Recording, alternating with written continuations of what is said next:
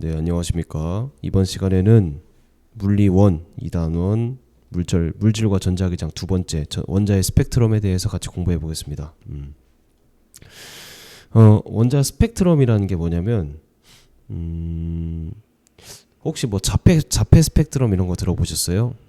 거기서 스펙트럼이 그 범위 같은 거예요. 범위. 그러니까 자폐 스펙트럼이라 하면 자폐 증상이 뭐 경미한 것부터 아주 중증까지 여러 가지를 얘기하는 거지. 그 전부 다를. 그것처럼 여기서 이제 빛의 스펙트럼이라는 건 빛이 우리가 알고 있기로 빨주노초 파남보 이렇게 있잖아요. 그럼 빨주노초 파남보를 순서대로, 근데 이제 좀 이따 설명하겠지만 진동수 순서대로 그 뭐 보라색부터 빨간색까지 쫙 나열한 그거를 스펙트럼이라고 합니다. 그래서 빛이 이제 파장에 따라서 분리돼서 나타내는 색의 띠를 스펙트럼이라 하고, 요거는 어떤 빛을 내가 분석을 할 때 쓰는 거예요. 광원에서 어떤 빛이 나오면 그거를 분광기 아니면 뭐 프리즘 같은 걸 통과시켜서 얘네를 이 빛이 어떤 성질의 빛들을 가지고 있는가를 관찰하는 겁니다. 우리 옛날에 뭐 파란색이랑 빨간색 빛을 합치면은 뭐 무슨 색이 되고 이렇게 얘기했잖아요. 그래서 태양빛을 보면은 뭐 흰색으로 보이겠지만 그 흰색이라는 건 여러 가지 빛을 다 포함하고 있기 때문에 흰색으로 보이는 거지, 실제로는 그 태양빛을 이루는 빛이 여러 가지가 존재한다는 얘기죠. 그 안에 이제 여러 가지 빛이 들어있고 그거를 우리가 분리시켜서 빛을 분석하는 데 쓰는 게 스펙트럼입니다. 그래서 스펙트럼이 종류가 세 가지가 있어요. 첫 번째가 연속 스펙트럼, 두 번째가 이 선 스펙트럼이 있는데, 그러니까 연속과 선으로 나눌 수 있고 그 선은 다시 두 개로 나뉘어요. 방출과 흡수. 그래서 연속 스펙트럼은 햇빛이에요, 햇빛. 또는 백열등. 요 백색광, 그러니까 흰색 빛이 스펙트럼을 통과를 하면은 모든 빛을 다 가지고 있다라고 생각을 하면 됩니다. 내가 봐봐. 빛을 제가 예를 들어서 1, 2, 3, 4에서 10까지 빛이 있다고 쳐봐요. 그러면은 1부터 10까지 전부 다 가지고 있다. 그래서 연속적으로 끊어지지 않고 모든 빛을 가지고 있다라고 해서 연속 스펙트럼입니다. 그래서 요 연속 스펙트럼 특징은 색들이 꽉 차 있어. 반면에 선 스펙트럼은 일부만 차 있거나 일부만 있거나 그런 거예요. 그래서 방출 스펙트럼과 흡수로 나눌 수 있는데, 일단 방출은 뭐냐면, 자, 방출 동그라미 치고 고온 동그라미 치세요. 그리고 흡수 동그라미 치고 저온 동그라미 치고. 그래서 방출은 제가 설명을 해볼게요. 이거부터 설명하자. 저온의 기체가 있어요. 저온은 일단 에너지가 낮은 기체야. 거기에 내가 어떤 빛을 통과시켜요. 태양빛을 통과시켜 볼게. 근데 태양빛이라는 건 모든 빛의 종류를 다 가지고 있다고 제가 쉽게 얘기를 했죠. 근데 저온의 기체를 통과하고 나면 이 저온의 기체가 편식을 해. 자기가 먹고 싶은 종류의 특정한 파장만 먹어. 우리가 밥이 나오면은 뭐 시금치 빼고 먹잖아. 고기만 먹는다든가. 샐러드가 있으면 고기만 훔쳐먹는 그런 게 저온 같은 겁니다. 그래서 저온의 기체를 태양빛이 통과를 하잖아요. 그러면은 빛이 나오긴 하는데 특정 종류가 빠져 있지. 그것이 흡수 스펙트럼이야. 봐봐. 백색광을 저온의 기체에 통과시켰더니 일부분이 빠져 있어. 이렇게 검은색으로 빠져 있는 거지. 원래는 꽉 차 있는데 특정 파장만 빛이 빠져가지고 그 빠진 몇 개 빠진 그 빛만 나오는 것을 이제 흡수 스펙트럼이랍니다. 그래서 흡수라는 건 저온의 기체가 그 연속 스펙트럼인 빛을 몇 가지를 흡수했다는 얘기죠, 그렇죠? 반면에 방출은 뭐냐면, 요 저온의 기체를 빛을 통과시키잖아. 그럼 얘가 고온이 돼, 고온.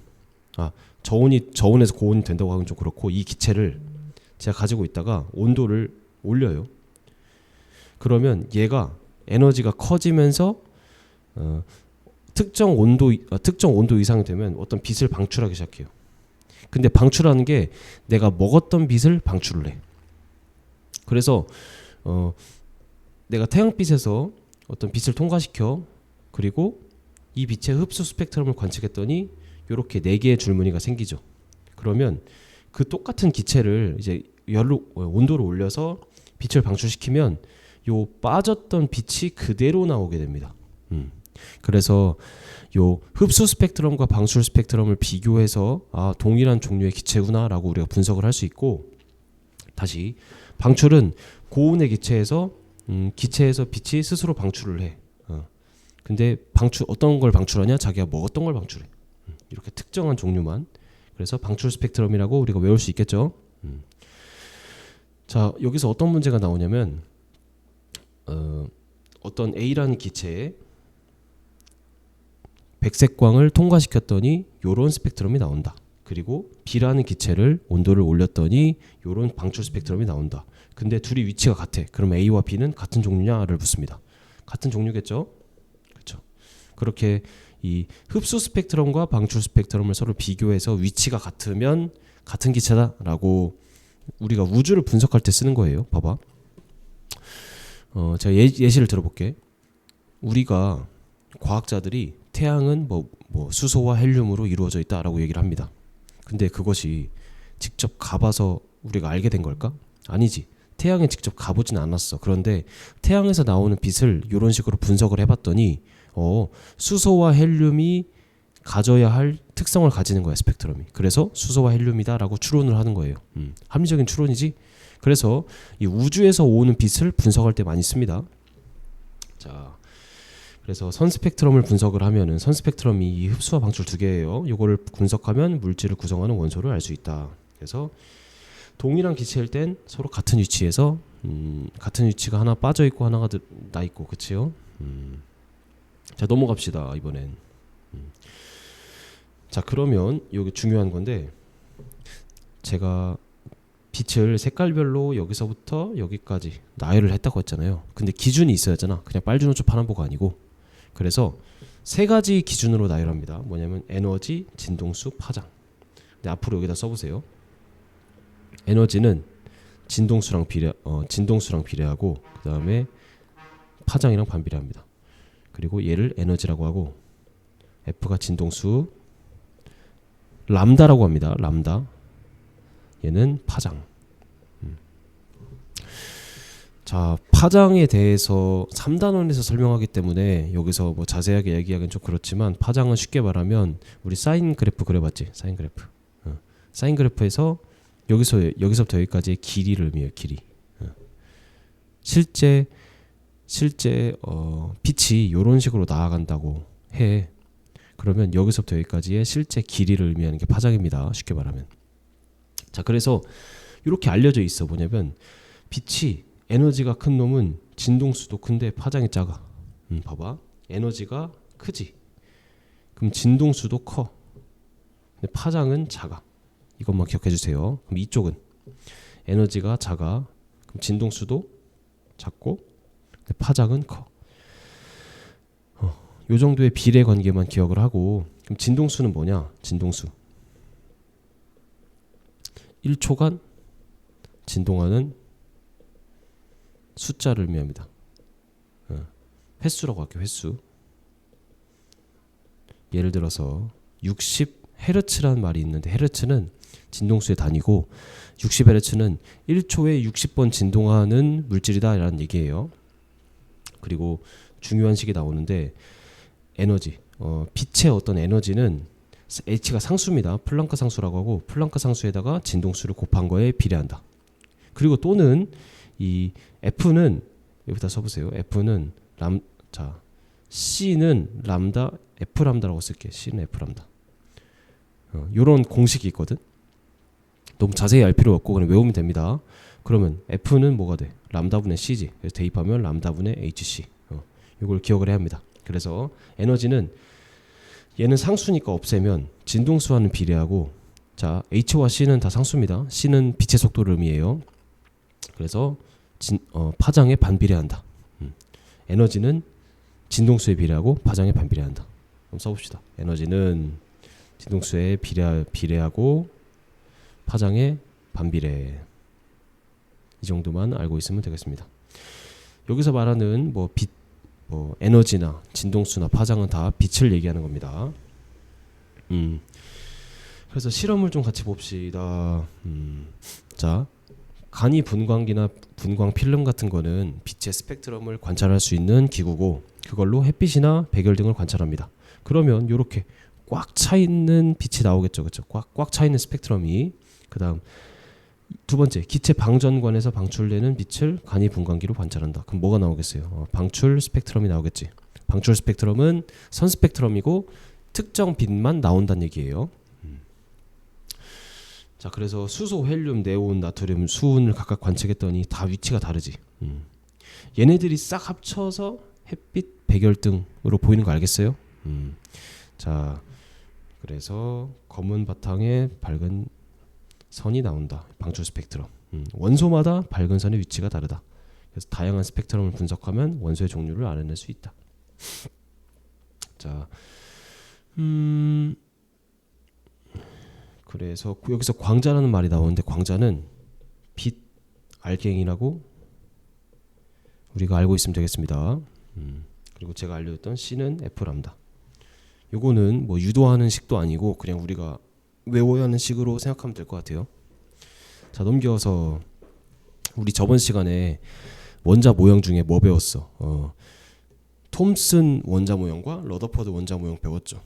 근데 러더퍼드 다음에 보어가 있다고 제가 설명을 했어요. 그래서 오늘은 보어에 대해서 설명을 하겠습니다.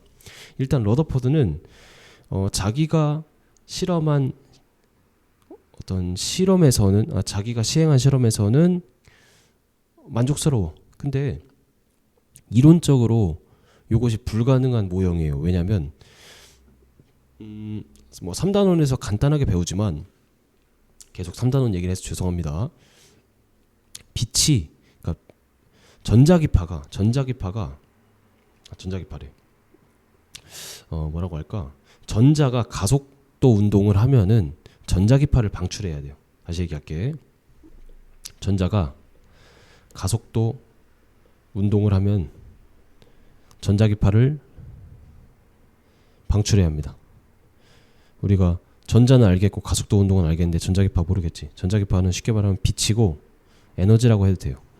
어떤 에너지를 방출해야 돼. 그러니까 전자가 원운동을 하려면은 전자기파를 방출해야 돼요. 이론적으로. 그런데 러더퍼드 원자 모형이라는 게 계속 전자가 원자핵 주위를 그 똑같은 궤도를 공전하잖아.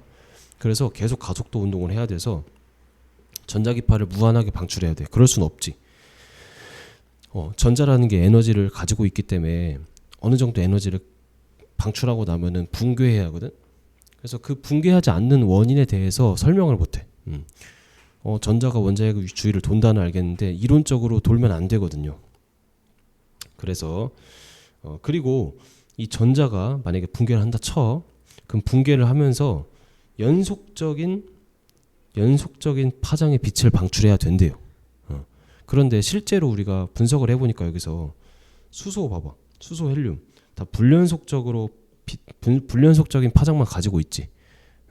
그래서 실제 기체가 방출하는 불연속적인 선 스펙트럼을 설명하지 못해요. 이 모델은. 그래서 나온 게 보어 원자 모형입니다. 다시 제가 설명해 줄게요. 자, 러더퍼드 원자 모형은 알파 입자 산란 실험 결과를 설명할 수 있는데 원자의 안정성, 원자가 붕괴하지 않는 이유, 그리고 선 스펙트럼이 왜 저렇게 끊어져 있냐, 불연속적이냐를 설명할 수가 없습니다. 그래서 얘기하는 게 이제 보어가 그거 틀렸다. 우리가 그걸 좀 더 수정해서 이 모형이 맞다라고 얘기하는 게 보어 원자 모형입니다. 보어 원자 모형 특징이 전자가 특정한 궤도에서만 원운동을 해야 돼요. 그러니까 봐봐. 이제 보겠지만 원자핵이 가운데 있고 N1, N2, N3 이렇게 특정 궤도가 있어. 그리고 전자는 이 N1과 N2 사이에 이런 뭐 1.5 아니면 2.5 이런 궤도에는 존재할 수가 없어요. 그러니까 1에서 2를 갈 때 이제 전자가 이제 궤도로 움직이거든요. 1에서 2로 갈 때 순간 이동을 해. 보통은 우리 공간에서 공간을 지나갈 때는 그 중간을 통과해야 하잖아. 근데 전자는 순간 이동해 버려요. 그 중간 궤도에선 존재할 수 없다. 이거 좀 이상하죠? 뭐 전자가 어떻게 순간 이동을 해? 그러니까 처음에 이제 보어가 얘기를 했을 때 이거 완전 개소리다. 뭐 얘기가 나왔지, 그렇지? 자, 그래서 전자는 일단은 보어가 근데 그냥 내뱉은 거야. 내뱉었는데 이걸 설명은 못 하는데 그냥 내뱉은 거고, 뭐냐면 전자가 특정한 궤도에서만 원운동을 한다. 그러니까 이 러더퍼드처럼 뭐 어느 궤도에나 존재할 수 있다가 아니고 특정 궤도만에서만 운동을 할 수 있고, 그리고 그 사이엔 존재할 수 없다라고 얘기를 해요. 그 특정한 궤도에서만 그리고 원운동을 할 때 빛을 방출하지 않고 안정한 상태로 존재한대요. 그러니까 집 밖을 안 벗어나는 거야. 전자마다 다 집이 있고 그 집 밖을 안 벗어나고 그 안에서만 있을 때 에너지를 쓰지 않는다라고 그냥 뭐라고 할까, 제안 아니면은 추론을 한 거야. 이유는 없고. 그랬더니 뭐 실험이나 아니면 이론적으로 결과가 잘 들어맞아. 그래서 이제 보어 원자 모형이 맞다라는 게 이제 나중에 판명이 납니다. 자, 그래서 전자의 궤도는 쉬워. 원자핵에서 가장 가까운 궤도부터 N1, N2, N3라고 하고, N을 양자수라고 합니다. 양자수. 이거는 외우면 됩니다. 그리고 중요한 거 별표, 에너지의 양자화. 전자는 특정한 궤도에서만 원운동을 합니다. 그리고 특정한 에너지만 갖는다. 어떻게? 그 어떤 양자수, 뭐 N은 1, N은 2에 대한 그 N이 1일 때 에너지와 N이 2일 때 에너지, 그 특정한 에너지만 가지고 있다는 얘기예요. 그래서 에너지 준위도 별표치고, 준위라는 게 무슨 뜻이냐, 여기 있나? 제가 캡처를 안 했네요. 이 에너지 준위라는 건 원자에 속박된 전자가 가질 수 있는 에너지 값 또는 에너지 상태. 양자수에 따라서 뭐 N이 1일 때 전자가 가질 수 있는 에너지, N이 2일 때 전자가 가질 수 있는 에너지, 이거를 에너지 준위라고 합니다. 그래서 N이 커질수록 준위가 커집니다. 이것만 기억해 주세요. 밑줄 쳐주세요. N이 커질수록 에너지 준위도 커진다. 높은 궤도에 있으면 에너지 준위가 높다라고 생각해도 돼요. 그래서 바닥 상태는 전자가 가장 낮은 에너지 준위에 있어. N이 1이겠지. 그리고 들뜬 상태는 이 N이 1이 아니고 2나 3처럼 올라간 상태를 들뜬 상태라고 얘기를 합니다. 그리고 수소 원자, 이제 우리가 배우는 게 수소 원자 에너지 준인데, N이 무한대라는 건 이제 N이 무한대, N이 1부터 N이 1이 바닥 상태고 N이 2부터는 들뜬 상태라고 얘기를 합니다. 그래서 바닥 상태일 때 에너지가 가장 작아요. 근데 한 번 들뜨면 N이 2로 가겠지. 여기서 점프로 두 번 들뜨면 N이 2로 가겠지. 그래서 바닥 상태가 제일 낮고, 그 다음 N이 2인 에너지 준위에서 두 번째 에너지가 두 번째로 크고, 그 다음에 N이 3일 때 세 번째로 에너지가 크고, 이런 식이겠죠. 자, 여기서 제가 설명하는 게 양자화라는 말이 있는데, 양자화는 불연속적으로 존재한다, 이걸 양자화라고 합니다. 아까 내가 궤도에서 N이 1, N이 2 그 사이에는 존재할 수 없다고 했죠. 그럼 전자가 존재할 수 있는 건 1 아니면 2 아니면 3 이렇게 정수에서만 존재할 수 있어. 그렇게 1과 2 사이에 뭐 1.5나 1.7 이렇게 여기를 이어주는 게 존재하지 않고, 여기서 바로 여기 계단식으로 점프하지. 이런 거를 양자화 되어 있다라고 표현을 합니다. 양자화 되어 있다. 그래서 에너지의 양자화. 에너지의 양자화 뭔 뜻이겠어요? 에너지가 불연속적으로 존재한다 라는 말이겠지. 자, 그 다음 영상에서 또 이어서 할게요.